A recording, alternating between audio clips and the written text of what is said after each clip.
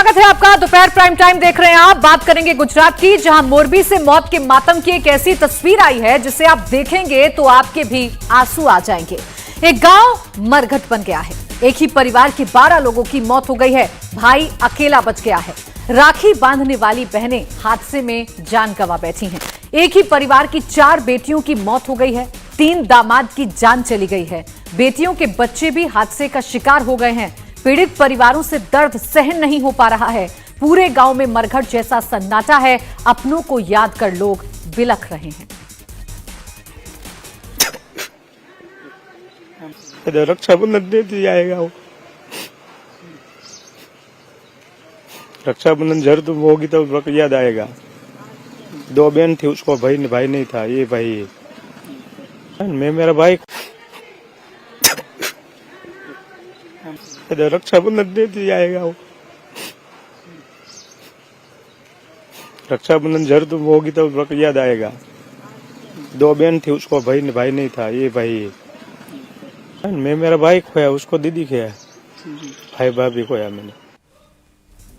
और एक ही कुंबे में 12 लोगों की जान चले जाना एक परिवार के लिए इससे बड़ा सदमा कुछ हो नहीं सकता। और ये खानपुर गांव में तमाम परिवार रहता है। इस परिवार में जो लोग बच गए हैं वो भी पुल पर जाने के लिए, लेकिन वो गए नहीं थे, लेकिन वो नहीं जा पाए और उनकी जान बच गई है। जान तो बच गई, लेकिन जिंदगी गंवा चुके अपनों का ये दर्द अब उनसे सहन नहीं हो रहा। एक परिवार जिसने अपने 12 सदस्यों को खो दिया हो, आप सोच सकते हैं उस परिवार पर और जिस गांव में वो रहता है वहां उस गांव में क्या माहौल होगा, क्या गुजर रही होगी उन लोगों पर। सुंदर भाई जो जबलपुर गांव के हैं, उनकी 6 बेटियों में से 4 बेटियां और 3 जमाई और उसके अलावा उनके बच्चे, 12 लोग जो गुजर गए हैं। उनमें से जो दूसरे नंबर की बहन है वो और उनके पति शैलेश भाई हमारे साथ हैं। आपको बता दें ये खुद भी उस वक्त मोरबी में ही थे और वहां झूलता पुल है उस पर जाने वाले थे, लेकिन ये नहीं जा पाए किसी कारणवश। तो ये लोग नहीं पहुंच पाए, लेकिन इनकी जो बच्ची थी, बड़ी बेटी जो है 14 साल की, वो वहां पे उनके साथ थी और वो भी इस हादसे में मारी गई है। शैलेश भाई ये बताइए कि आपका दुख हम समझ सकते हैं, बेटी को खोने का दुख क्या होता है ये हम समझ सकते हैं, लेकिन पूरा का पूरा परिवार आपका। मेरी बेटी एक तो चली गई, मगर मेरा परिवार, दूसरे सभी मोरबी वासियों जो ये 150 से ज्यादा ने आहुति दे दी, वो सब मेरा परिवार है। आपकी उनसे बात कब हुई थी आखिरी बार? आप बता रहे थे आपको भी जाना। 6:15 बजे फोन आया था कि हमको टिकट मिल गई है, आपकी टिकट ले लें। तो मेरी पत्नी ने उसे मना किया कि हमको थोड़ी देर लगेगी, आप पुल पर जाओ, आपकी टिकट ले लो, हम बाद में आएंगे। तो वो सब गए। उसके बाद हम जब सनाड़ा पहुंचे तब हमने फोन किया, आप कहाँ पे हो? तो हम वहाँ आपको मिले। 7 मोबाइल थे, 4 साली के पास, 3 साधु भाई के पास। उसमें से एक को भी फोन नहीं लगा, व्यस्त हो रहा, कवरेज क्षेत्र के बाहर और स्विच ऑफ बोला। तो भी हमको ये दुर्घटना होगी वो कल्पना नहीं थी। बाद में मेरा एक साधु भाई खानपुर गांव का ही, उसको पता चल गया था, तो उसका फोन आया, आप कहाँ पे हो? मैं बोला कि बस स्टैंड के पास गाड़ी बंद कर उन सभी को फोन करता हूँ, लेकिन किसी को फोन नहीं लग रहा है। तो वो ने बोला कि आप वहाँ पे रखो, मैं आता हूँ और आपको फोन करवाता हूँ। बाद में मेरा साला का फोन आया, बहन आप कहाँ हो? हमारी पत्नी के मोबाइल में आया था फोन। उसने बोला कि हम तो बस स्टैंड के पास गाड़ी बंद करके खड़े हैं, उसकी राह देख रहे हैं। तो मेरे साला ने उसे बोला कि बहन आप बच गई हो, जो आपके दूसरी बहनें और साधु भाई वो सभी पुल टूट गया है। तब मेरी पत्नी रोने लगी। मैंने पूछा क्या बात है?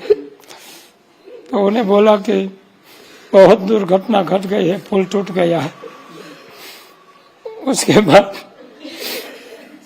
12 सदस्यों में से एक भी नहीं बचा। सभी भगवान के प्यारे हो गए। मैं अभागा रह गया। आपकी कितनी टोटल 6 बहनें हैं? 6 बहनों में 4 बहनों हुई गई, हमारी तिंगली हो गई है। अब बहुत याद करे बताइए। आंसुओं का सैलाब और अब यादें ही रह गई हैं। पीड़ित परिवार का हाल आपने जाना, निर्णय की रिपोर्ट आपने देखी। निर्णय जब उस गांव पहुंचे तो वहां पर भी सन्नाटा पसरा हुआ था। पीड़ित परिवार के साथ पूरा गांव रो रहा था। निर्णय कपूर की एक और रिपोर्ट आप देखिए और पीड़ितों का दर्द सुनिए। मोरबी से करीब 22 किलोमीटर दूर खानपर गांव में इस वक्त मातम पसरा हुआ है। खानपर गांव में आपको बता दें, एक ही गांव में 6 लोगों की मौत हुई है और ये सभी एक ही परिवार के लोग हैं। सिर्फ खानपर में नहीं, इनके परिवार में और भी लोगों की मृत्यु हुई है। करीब 12 लोगों की मृत्यु सिर्फ एक ही परिवार में, आपस में जो रिश्तेदार हैं उनकी मृत्यु हुई है, जिसमें 3 बहनें हैं, 3 सगी बहनें और उनके हस्बैंड, ये सभी इसमें इनकी मृत्यु हो गई है। परिवार में इनके जो बच्चे हैं उनकी भी मौत हुई है। हमें लगता है लोग इसको इतनी आसानी से भूल नहीं पाएंगे। नहीं भूलना तो नहीं पाता है कब। मेरा बच्चा को रस्सी बांधने वाला नहीं है, पूरा परिवार बच्चा है। कोई राखी बांधने वाला नहीं। हम समझ सकते हैं आपको, ये तो हमेशा आपको अब याद आएगा। रक्षाबंधन दे दिया जाएगा वो, रक्षाबंधन जरूर तो होगी तो याद आएगा। 2 बहन थी, उसको भाई नहीं था, ये भाई। आपने भी अपना भाई खोया? हाँ, भाई खोया। मैं मेरा भाई खोया, उसको दीदी खोया, भाई भाभी खोया मैंने। आपके क्या लगते थे ये? मेरा भाई है, बड़ा भाई। क्या नाम है आपका? मेरा नाम पंकज भाई, भाई का नाम हर्ष भाई और भाभी का नाम धारा बहन है और छोकरी का नाम है जैनवी और भूमि। आप लोगों को कैसे पता चला इनके बारे में? क्या मेरे को फोन में बात हुआ था, मेरा रिश्तेदार को पता था कि वो गया है, ऐसी मालूम था, इसलिए फोन करने के लिए लगा। फोन सभी को लगा नहीं, पहले जाने वाला था दूसरी जगह पे, यहाँ पे अंधेरा होने के बाद कि यहाँ नहीं वापस आ जाएगा, इसलिए कि पुल पे जाता है। सभी मिलके उसके ससुराल गया था मेरा भाई और यहाँ से सभी मिलकर बधाई गया था उधर। पसी फोन नहीं लगा, इसलिए मेरे को डायरेक्ट उधर हॉस्पिटल में चला गया। यहाँ डेड बॉडी आ रही थी सभी की। और भी लोग जो आपके परिवार में, वो क्या दूसरे गांव में जिनकी डेथ हुई है? दूसरा दो उधर है, 6 में से 4 हमारा है, 2 दूसरा है उधर गांव में ही। बाकी दूसरा 2 गांव है और एक है रोहिशाला में है और एक है केरला में। अच्छा। हाँ। तो उन दोनों बहनों के भी पूरे परिवार गुजर गए?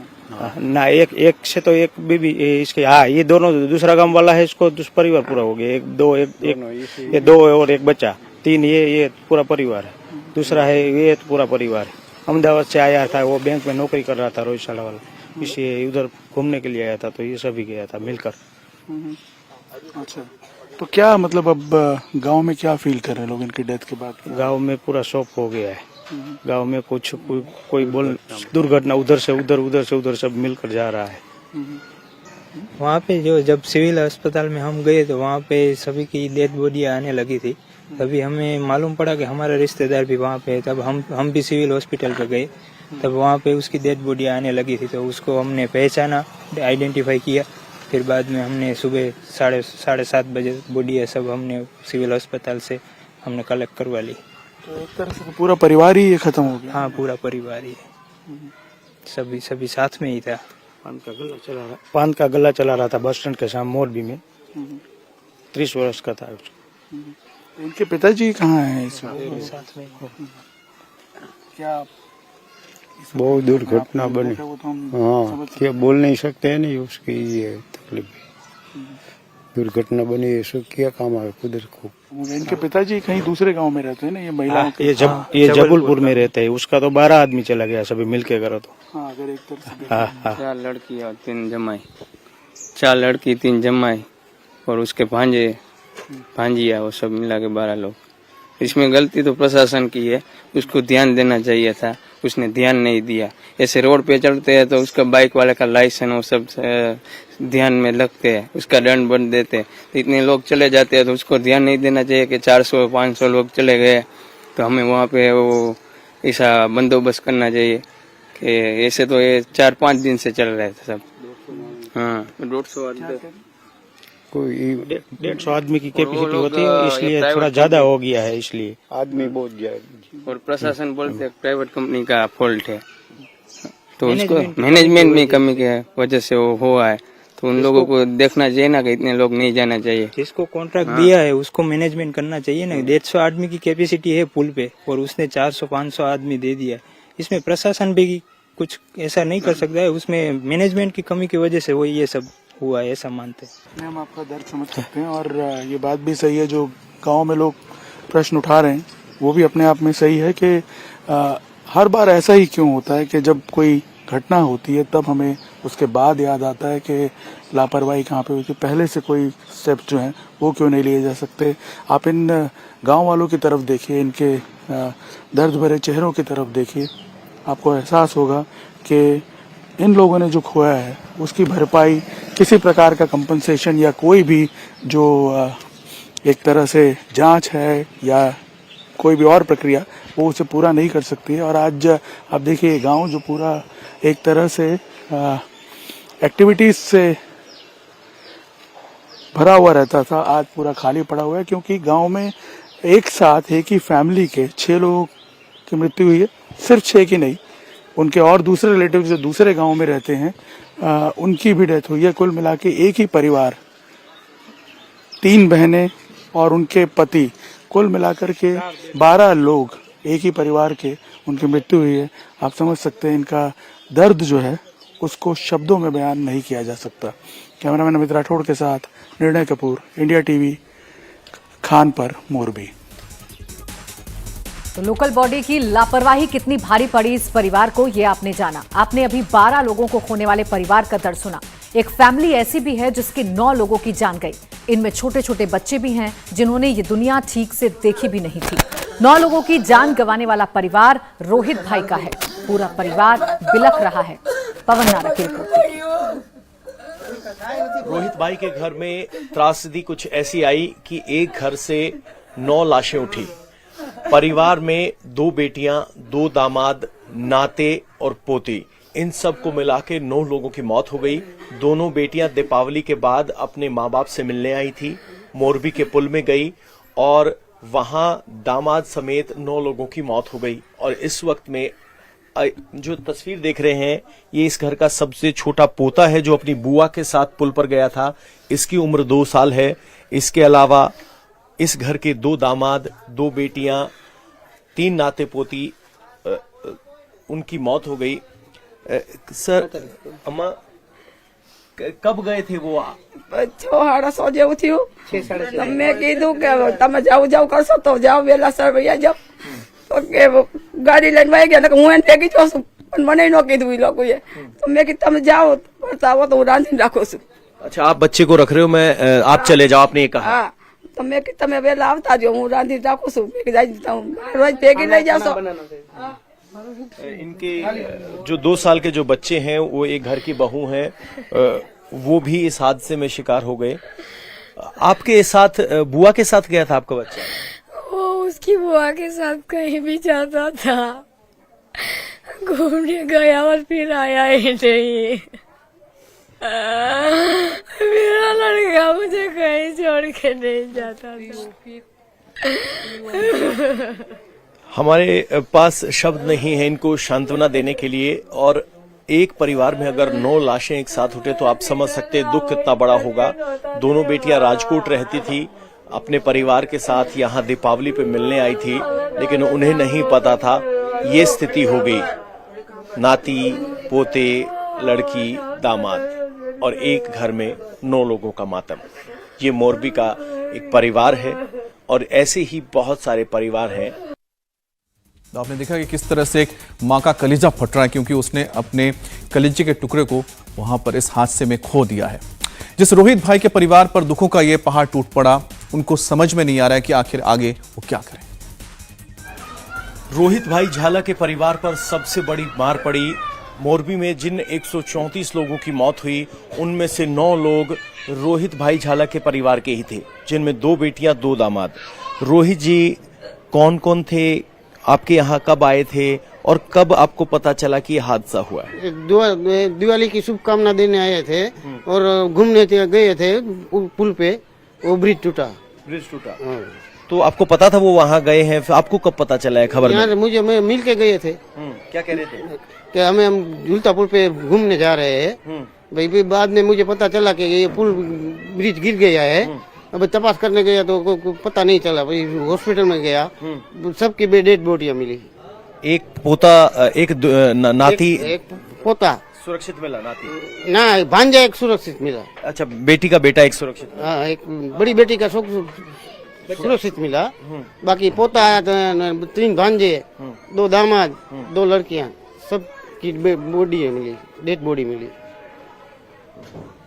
इतना बड़ा दुख आप पर टूटा है, क्या करे यार, किसको बताए कहाँ? जो तकलीफ आई ऊपर वाले के दी है तो भुगतनी पड़ेगी। किसको दोषी मानते हो आप? दोषी किसी को नहीं मानते, ऊपर वाले ने कर्म की सजा दी है। कोई मेरा खराब कर्म हो गया होगा। तो इन्होंने अपने परिवार के 9 लोगों को खोया है और अभी भी कह रहे हैं कि ऊपर वाले ने शायद हमें अपने कर्मों की सजा दी है, किसी को दोष नहीं दे रहे हैं। लेकिन हकीकत ये है कि सचमुच इस परिवार पर दुख का कहर टूटा है और हमारी गला भर आया है इनकी स्थिति देखकर। तो आप समझ सकते हैं जिस पर दुख का पहाड़ टूटा है उसकी मनोस्थिति क्या होगी।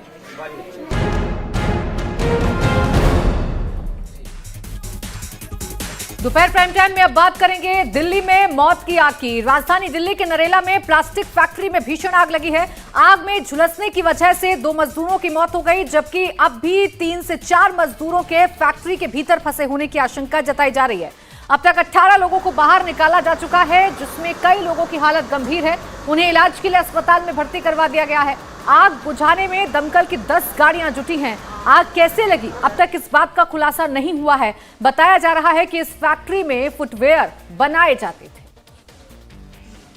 दिल्ली में नरेला इंडस्ट्रियल एरिया में स्थित एक फैक्ट्री में भीषण आग लग गई।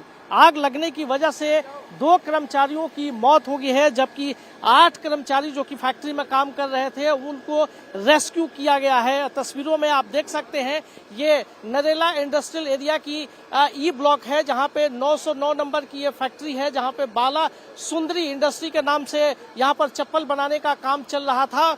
तकरीबन 9:35 पर फायर ब्रिगेड को सूचना मिली कि यहां पर आग लगी है। उसके बाद से अब तक दमकल की 10 से ज्यादा गाड़ियां मौके पर पहुंच गई है और आग बुझाने की लगातार कोशिश की जा रही है। बिल्डिंग में धुआं भर गया और धुआं भरने की वजह से मजदूरों को काफी दिक्कतों का सामना करना पड़ा और जब फायर ब्रिगेड के अधिकारी मौके पर पहुंचे तब सीढ़ियों के जरिए, ये सीढ़ी आप देख सकते हैं कि सीढ़ियों के जरिए इन सब मजदूरों को रेस्क्यू करके बाहर निकाला गया। अभी भी इस आग में 3 लोगों को फंसे होने की आशंका है और आग बुझने का इंतजार किया जा रहा है कि जैसे ही आग कुछ नियंत्रित होगी उसके बाद सर्च ऑपरेशन करके जो लोग इसमें फंसे हुए हो सकते हैं उनको रेस्क्यू किया जाएगा। चूंकि आग की लपटें और धुआं काफी ज्यादा होने की वजह से दिक्कत आ रही है, चूंकि फैक्ट्री में एंट्री और एग्जिट गेट एक ही है और यही वजह है कि जो मजदूर अंदर फंसे थे आग के समय वो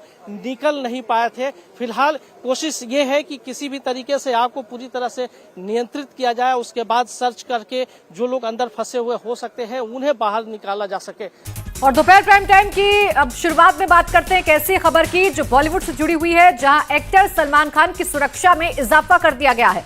मुंबई पुलिस ने केंद्र और राज्य सरकार के इंटेलिजेंस इनपुट के आधार पर सलमान खान को Y+ कैटेगरी की सुरक्षा दी गई है। पंजाबी सिंगर सिद्धू मूसेवाला की हत्या के बाद लॉरेंस बिश्नोई गिरोह से सलमान खान को लगातार जान से मारने की धमकियां मिल रही हैं। इन धमकियों को देखते हुए सलमान खान की सिक्योरिटी बढ़ाने का फैसला किया गया है, क्योंकि खत के जरिए भी सलमान खान और उनके पिता को जान से मारने की धमकी दी गई थी। पहले एक्स कैटेगरी थी, लेकिन उसे बढ़ाकर अब Y+ कैटेगरी कर दिया गया है। जिस तरीके से धमकियां मिल रही हैं और सिंगर सिद्धू मूसेवाला की हत्या की गई थी, उसके बाद धमकियों का सिलसिला और भी ज्यादा बढ़ गया था, जिसके बाद यह फैसला लिया गया है और सलमान खान की सिक्योरिटी और भी ज्यादा टाइट कर दी गई है। Y+ कैटेगरी की सुरक्षा अब सलमान खान को दी गई है, जिसमें 24 घंटे 4 हथियारबंद सुरक्षा कर्मी उनके साथ तैनात रहेंगे। तो लॉरेंस बिश्नोई गैंग से लगातार धमकी मिल रही है उन्हें और उनके पिता को। खत के जरिए भी यह धमकी दी गई थी, जिसके बाद यह फैसला लिया गया। दोपहर प्राइम टाइम में अब बात करते हैं महाठग के आरोप के। ऐसे जो आरोप लगाए हैं महाठग ने, ऐसे आरोप की जिससे दिल्ली की सियासत में खलबली मच गई है। 200 करोड़ रुपए की ठगी के आरोप में तिहाड़ जेल में बंद सुकेश चंद्रशेखर ने खुलासा किया कि आम आदमी पार्टी ने उससे 50 करोड़ रुपए की वसूली की, जबकि जेल में बंद मंत्री सत्येंद्र जैन ने उससे 10 करोड़ रुपए वसूले। लेकिन दिल्ली के सीएम अरविंद केजरीवाल ने इन आरोपों को खारिज कर दिया और कहा कि मोरबी हादसे से ध्यान हटाने के लिए इस तरह के आरोप लगाए जा रहे हैं। तो जिस तरह से सुकेश चंद्रशेखर ने आरोप लगाया कि कैसे मेंटेनेंस के नाम पर पहले 10 करोड़ रुपए उससे लिए गए सत्येंद्र जैन द्वारा, उसके बाद उसे लालच देकर कि दक्षिण में आपको एक महत्वपूर्ण पद दिलाया जाएगा, 50 करोड़ रुपए की उगाही की गई। अब इस पर अरविंद केजरीवाल का बयान सामने आया है। उनका कहना है कि मोरबी हादसे से ध्यान भटकाने के लिए इस तरह की बातें और आरोप लगाए जा रहे हैं। और सुकेश चंद्रशेखर के आरोपों के बाद बीजेपी का आम आदमी पार्टी पर हमला और केजरीवाल की सफाई दिखाएंगे आपको। लेकिन पहले आपको बताते हैं कि आखिर सुकेश चंद्रशेखर ने आरोपों में क्या बातें कही हैं। सुकेश ने अपने वकील के जरिए दिल्ली के एलजी को खत लिखा, जिसमें उसने आरोप लगाया कि सत्येंद्र जैन जेल मंत्री के नाते उससे अक्सर जेल में मिलते थे, उससे 10 करोड़ रुपए प्रोटेक्शन मनी के तौर पर वसूले। यही नहीं, सुकेश का कहना है कि आम आदमी पार्टी ने उससे दक्षिण भारत में बड़ा पोस्ट देने का वादा किया था और इस एवज में उससे 50 करोड़ रुपए वसूले गए हैं। सुकेश चंद्रशेखर ने अपने खत में 7 बड़े आरोप लगाए हैं। उसका कहना है कि जेल में उससे कई बार सत्येंद्र जैन मिले। जैन ने हर महीने 2 करोड़ रुपए देने को कहा, प्रोटेक्शन मनी के तौर पर रुपए मांगे गए। साथ ही उन्होंने डीजी जेल को 1.5 करोड़ देने को कहा। 2 से 3 महीने में 10 करोड़ रुपए जबरन वसूले। सुकेश का यहां तक दावा है कि जैन ने डीजी जेल को कुल 12.50 करोड़ रुपए दिलाए। सुकेश चंद्रशेखर के मुताबिक उसने आम आदमी पार्टी को कुल 50 करोड़ रुपए दिए, क्योंकि उसे दक्षिण भारत में पार्टी में अहम पोस्ट का वादा किया गया था। सुकेश के इस खुलासे के बाद बीजेपी नेता संबित पात्रा सामने आए और संबित पात्रा ने कहा कि दिल्ली में ठग से ठगी हो गई है। आम आदमी पार्टी ने सुकेश चंद्रशेखर जैसे महाठग को ही ठग दिया है। सुनिए। आज सुबह अखबार के माध्यम से मालूम पड़ा है कि ठग के घर में ठगी हो गई है और इस ठग का नाम है सुकेश चंद्रशेखर और ठग के घर में ठगी करने वाले महाठग का नाम आम आदमी पार्टी और सत्येंद्र जैन है। सुकेश चंद्रशेखर कहते हैं कि मैं 2015 से आम आदमी पार्टी से टच में हूं और तब से सत्येंद्र जैन मेरे घनिष्ठ मित्र हैं और उस समय मुझे आम आदमी पार्टी ने यह वादा किया कि मुझे राज्यसभा देंगे, कि मुझे साउथ में एक बहुत बड़े नेता के रूप में स्थापित करेंगे, प्रतिस्थापित करेंगे और उनकी उन्नति होगी साउथ में। और इस कारण से मुझसे 50 करोड़ रुपए उगाही किए गए। मैंने आम आदमी पार्टी को 50 करोड़ रुपए दिए। चिट्ठी में सुकेश चंद्रशेखर कहता है कि जब मैं तिहाड़ में बंद था और सत्येंद्र जैन जेल मंत्री थे तो कई बार उनका मेरे पास आना हुआ। 2017 में ये सुकेश चंद्रशेखर जेल में बंद होता है और सत्येंद्र जैन जो उस समय जेल मंत्री थे, कई बार जेल में अपने मित्र, अपने यार सुकेश चंद्रशेखर से मिलने जाते हैं। और 2019 में पुनः जब ये जेल का पोर्टफोलियो सत्येंद्र जैन के पास आता है और सत्येंद्र जैन अपने मित्र से मिलने जाते हैं तिहाड़ जेल, तो उनके खुद के लोगों ने, उनके सेक्रेटरी ने, सेक्रेटरी का भी नाम इसमें बकायदा दिया हुआ है, उनके सेक्रेटरी ने सुकेश चंद्रशेखर से कहा कि हमें प्रोटेक्शन मनी चाहिए, प्रति माह 2 करोड़ रुपए आप प्रोटेक्शन मनी के रूप में अगर सत्येंद्र जैन को देते हैं तो जेल के अंदर जो मूलभूत आवश्यकताएं हैं जिसको अंग्रेजी में बेसिक फैसिलिटीज कहते हैं, वो बेसिक फैसिलिटीज आपको मुहैया कराया जाएगा। और प्रत्येक महीने 2-2 करोड़ रुपए सुकेश चंद्रशेखर, जो कि यार है आम आदमी पार्टी का, यार है सत्येंद्र जैन का, 2-2 करोड़ देते हैं। और लगभग 10 करोड़ रुपए आम आदमी पार्टी के सत्येंद्र जैन जी को देते हैं। तो संबित पात्रा के गंभीर आरोप आपने सुने, लेकिन इस पर अरविंद केजरीवाल क्या कह रहे हैं, यह भी आपको हम बताएंगे कि मीडिया के सामने आए अरविंद केजरीवाल और कहा कि मोरबी पुल हादसे के ऊपर ध्यान को भटकाने के लिए बीजेपी ने ही सुकेश चंद्रशेखर का सहारा लिया और ये सारे बातें करवाई। पंजाब चुनाव के पहले ये लोग कुमार विश्वास को लेके आए थे। भारतीय जनता पार्टी ने जब देखा था कि पंजाब चुनाव वो हार रहे हैं तो कुमार विश्वास के कंधे पे बंदूक रख के चलाई। अब गुजरात के अंदर भारतीय जनता पार्टी की इतनी बुरी हालत हो चुकी है, इतनी बुरी हालत हो चुकी है कि उनको सुकेश चंद्रशेखर के कंधों के सहारे की ज़रूरत पड़ रही है। प्रधानमंत्री श्री नरेंद्र मोदी जी को, मतलब वो तो कहते हैं कि बहुत पॉपुलर हैं, तो अगर बहुत पॉपुलर है तो उन्हें तिहाड़ में लॉज्ड एक कॉनमैन, आप ही कह रहे हैं कॉनमैन है, मैंने सुना वो एक बार उसने किसी मुख्यमंत्री के बेटे को बन के पैसे लूटे, एक बार उसने कोई सीबीआई ऑफिसर बन के पैसे लूटे, एक बार उसने लॉ सेक्रेटरी बन के पैसे लूटे, एक बार उसने सीबीआई ऑफिसर पीएमओ का ऑफिसर बन के पैसे लूटे। तो वो जो कह रहा है उससे कुछ लिखवा के और मतलब उसके ऊपर उसके सहारे इनको अपना गुजरात चुनाव लड़ने की जरूरत पड़ रही है। परसों मोरबी हादसा होता है, कल 24 घंटे सारे टीवी चैनल्स मोरबी का मुद्दा उठाते हैं और आज अचानक टीवी चैनल से मोरबी गायब हो गया और सुकेश चंद्रशेखर के आरोप जो हैं वो आ जाते हैं। तो लगता नहीं कि मोरबी से ध्यान भटकाने के लिए ये एक कम्प्लीटली फिक्टिशियस, कम्प्लीटली फर्जी स्टोरी एक प्लांट की गई है और सारे चैनल अब बस सुकेश चंद्रशेखर और सत्येंद्र जैन की बात कर रहे हैं। तो ये मतलब इससे ज़्यादा ब्लेटेंट और क्या हो सकता है कि मोरबी के मुद्दे को दबा के उसको डाइवर्ट करने के लिए, और सक्सेसफुली डाइवर्ट कर दिया उन्होंने। सारे चैनल इस टाइम इस सुकेश चंद्रशेखर की बात कर रहे हैं, जबकि 150 लोग जिनकी मौत हो चुकी है उसका सब भूल चुके हैं।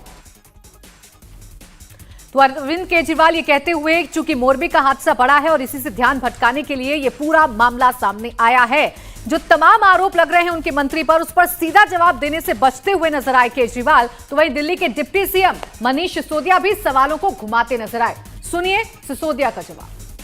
ने एक आरोप लगा दिया, सुकेश चंद्रशेखर कॉनमैन ने दावा किया है कि जो सत्येंद्र जैन है उनको उन्होंने एक्सटॉर्शन मनी मांगी थी, 10 करोड़ के लेन देन की बात भी की। अभी आप देख रहे हैं कि किस तरह से भारतीय जनता पार्टी के कारनामों की वजह से, भारतीय जनता पार्टी के भ्रष्टाचार की वजह से पूरे देश में गुजरात की थूथू हो रही है, गुजरात सरकार की थूथू हो रही है। पूरे देश में सवाल पूछा जा रहा है कि 27 साल में भारतीय जनता पार्टी यही भ्रष्टाचार कर रही थी वहां पे। अब 2 दिन से जब इतनी थूथू हो रही है तो इससे ध्यान भटकाने के लिए इनको कुछ तो करना था बेचारों को। तो ले आए एक गैंगस्टर शरणम गच्छामी, जाके उसका कोई चिट्ठी लिखवा लाए किसी गैंगस्टर से।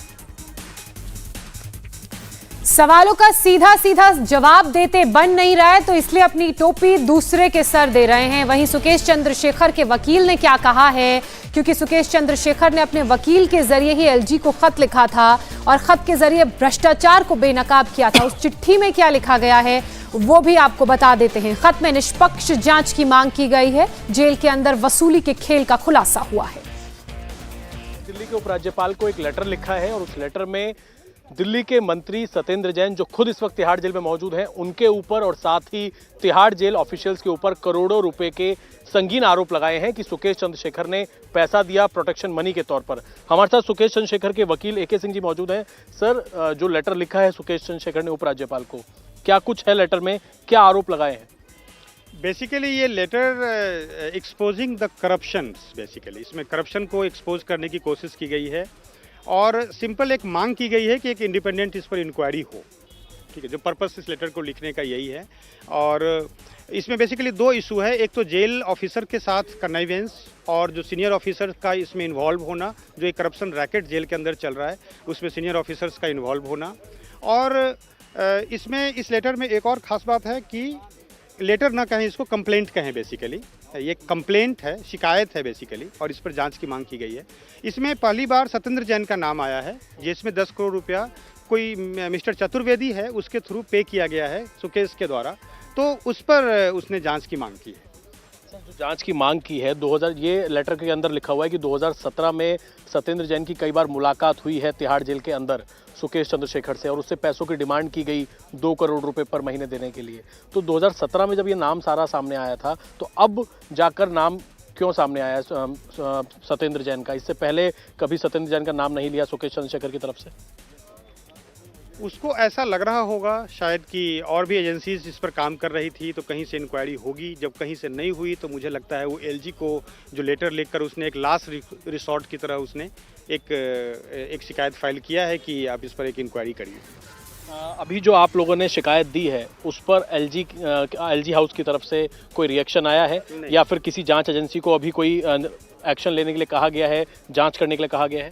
नहीं, एलजी साहब के ऑफिस से मुझे कोई ऑफिशियल कम्युनिकेशन नहीं है, लेकिन अभी मैंने रिसेंट पढ़ रहा था अखबार में कि 20 दिसंबर को अराउंड 82 ऑफिसर्स के अगेंस्ट उन्होंने आदेश दिए हैं इन्वेस्टिगेशन इनिशिएट करने के लिए। देखिए, सुकेश चंद्रशेखर को जिस तरीके से तिहाड़ जेल के अंदर सहूलियतें दी गई, उसको लेकर एफआईआर हुई थी, ईओडब्ल्यू ने एफआईआर की थी, जिसमें तिहाड़ जेल के कई ऑफिशियल्स के नाम दर्ज किए गए थे, उन पर एक्शन लिया गया था, गिरफ्तारी भी हुई थी। लेकिन ये जो मामला है ये बिल्कुल अलग है। वो मामला था सुकेश चंद्रशेखर को सहूलियत देने का। इस पूरे मामले के अंदर सत्येंद्र जैन के ऊपर जो आरोप आप लोगों ने लगाए हैं, या फिर तिहाड़ जेल के डीजी के ऊपर जो आरोप लगाए हैं, अब बीजेपी इसमें कह रही है कि आम आदमी पार्टी एक ठग के घर में ठग कर रही है। इस पर क्या कहना चाहेंगे? मैं इस पर पॉलिटिकली कोई कमेंट नहीं करना चाहूँगा। मैं तो सिंपली यही कहना चाहूँगा कि ये सिंपल कंप्लेंट है, एलजी साहब को हमने फाइल की है। एलजी साहब इसमें जांच का आदेश दें और इस पर इंडिपेंडेंट इंक्वायरी हो, दूध का दूध पानी का पानी हो जाए। अब सुकेश चंद्रशेखर के आरोप के क्या सियासी मायने हैं, ये बता रहे हैं हमारे संवाददाता अभय पराशर। 200 करोड़ रुपए की ठगी के मामले में दिल्ली की तिहाड़ जेल में बंद महाठग सुकेश चंद्रशेखर ने दिल्ली के मंत्री सत्येंद्र जैन और तिहाड़ जेल ऑफिशियल्स के ऊपर बेहद गंभीर आरोप लगाया है। सुकेश चंद्रशेखर ने अपने वकील के जरिए दिल्ली के उपराज्यपाल को एक लेटर लिखा है, जिसमें कहा है कि तिहाड़ जेल के अंदर सत्येंद्र जैन 2017 से उससे मिलने आते थे, अपने सेक्रेटरी के साथ मिलने आते थे और उससे पैसों की डिमांड करते थे। साथ ही सुकेश चंद्रशेखर ने ये आरोप लगाए हैं कि वो आम आदमी पार्टी को करीब 50 करोड़ रुपए दे चुका है और इसके बदले में आम आदमी पार्टी ने दक्षिण भारत में उसे अच्छी पोजीशन देने की बात कही थी, साथ ही राज्यसभा में नॉमिनेशन का वादा भी किया था। साथ ही सुकेश चंद्रशेखर ने अपनी चिट्ठी के अंदर ये आरोप लगाए हैं कि सत्येंद्र जैन साल 2017 में तिहाड़ जेल में उससे कई बार मिलने आए और उससे ये कहा कि जांच एजेंसी को उसने ये तो नहीं बताया कि वो आम आदमी पार्टी को कितने करोड़ रुपए दे चुका है। इसके बाद 2019 का ये आरोप लगाया है सुकेश चंद्रशेखर ने कि साल 2019 में सत्येंद्र जैन ने अपने एक शख्स के जरिए हर महीने 2 करोड़ रुपए एज ए प्रोटेक्शन मनी देने को कहा, ताकि वो तिहाड़ जेल में ठीक रहे और साथ ही जो बेसिक जो जरूरतें होती हैं वो सुकेश चंद्रशेखर की पूरी होती रहे। और ऐसे करके कलकत्ता में सुकेश चंद्रशेखर ने यह आरोप लगाया है कि कलकत्ता में सत्येंद्र जैन के करीबी चतुर्वेदी को उसने करीब 10 करोड़ रुपए अब तक दिए हैं। सत्येंद्र जैन को लेकर आज एक और चौंकाने वाला खुलासा हुआ। दिल्ली की तिहाड़ जेल में बंद जैन पर जांच एजेंसी ईडी ने जेल में ऐश करने का आरोप लगाया। ईडी के मुताबिक सत्येंद्र जैन को जेल में हेड मसाज, फुट मसाज और बैक मसाज जैसी सुविधाएं मिल रही हैं। जैन को जेल में घर का खाना दिया जा रहा है। उनकी पत्नी उनसे अक्सर मिलने आया करती हैं, जो जेल मैनुअल के खिलाफ है। ईडी ने इसको लेकर कोर्ट से पूरे मामले की शिकायत की है और जेल का सीसीटीवी भी कोर्ट को सौंप दिया है।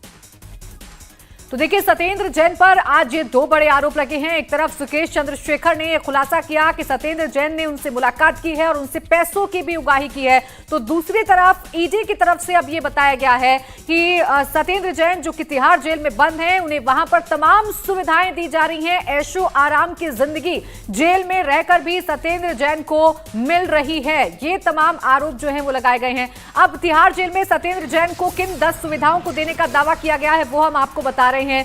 Head massage, foot massage, back massage, घर का खाना, सेल में पत्नी से मुलाकात भी अमूमन होती है। इसके अलावा आरोपियों से घंटों मीटिंग की जाती है। जेल सुपरिटेंडेंट की हाजिरी भी एक बड़ा आरोप है। इसके अलावा अंकुश जैन से मीटिंग का भी आरोप है। वैभव जैन से भी मुलाकात का आरोप है। जेल में दरबार लगता है सत्येंद्र जैन का। ये तमाम आरोप लगाए गए हैं।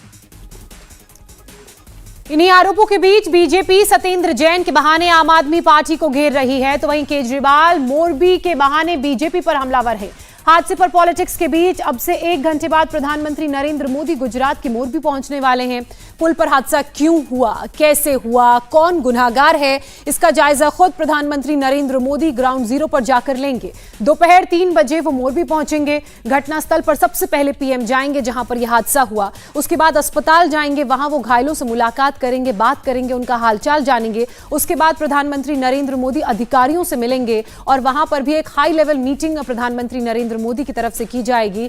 और इस मीटिंग में प्रधानमंत्री नरेंद्र मोदी पूरे रेस्क्यू ऑपरेशन की जानकारी लेंगे, पल पल का अपडेट लेंगे, और क्योंकि वो आज खुद मोरबी पहुंच रहे हैं। और प्रधानमंत्री मोदी के दौरे से पहले ही सियासत भी तेज हो गई है। आम आदमी पार्टी इस मामले में भ्रष्टाचार के आरोप लगा रही है। आपने पूछा है कि घड़ी बनाने वाली कंपनी को पुल का ठेका क्यों दे दिया गया, एफआईआर में किसी का नाम क्यों नहीं है, और कांग्रेस ने हादसे पर जांच कमीशन गठन करने की डिमांड कर दी है और कहा कि एसआईटी की जो जांच कर रही है वो सच सामने लेकर आएगी। लेकिन इसमें कांग्रेस की ओर से किसी जज से, यानी कि किसी एक जज से भी निगरानी करने की बात कही जा रही है।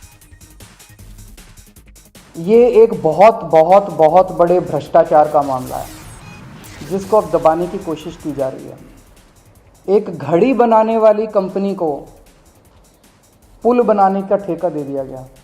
उसने कभी पुल बनाया ही नहीं था, ऐसा कहा जा रहा है। मैंने मीडिया में देखा, आप ही लोगों की स्टोरीज देखी। एक घड़ी बनाने वाली कंपनी को पुल बनाने का ठेका क्यों दिया गया, पहला प्रश्न तो यही उठता है। नंबर 2, उसको बिना टेंडर किए पुल रख रखाव का, मतलब मेंटेनेंस कह रहे हैं या रिपेयर कह रहे हैं, रिपेयर का ठेका क्यों दिया गया। दूसरा प्रश्न ये उठता है कि उसे किसी तरह का कभी एक्सपीरियंस नहीं था पुल रख रखाव का या पुल बनाने का। बिना टेंडर के उन लोगों को क्यों दिया गया।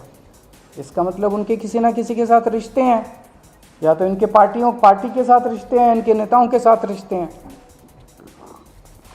तीसरी चीज़ ये आ रही है कि ये पुल उनको 12 महीने में या 6-7 महीने 7-8 महीने में पूरा करना था। उन्होंने 5 महीने के अंदर जल्दी से पूरा करके घटिया बना के और इसको जारी कर दिया।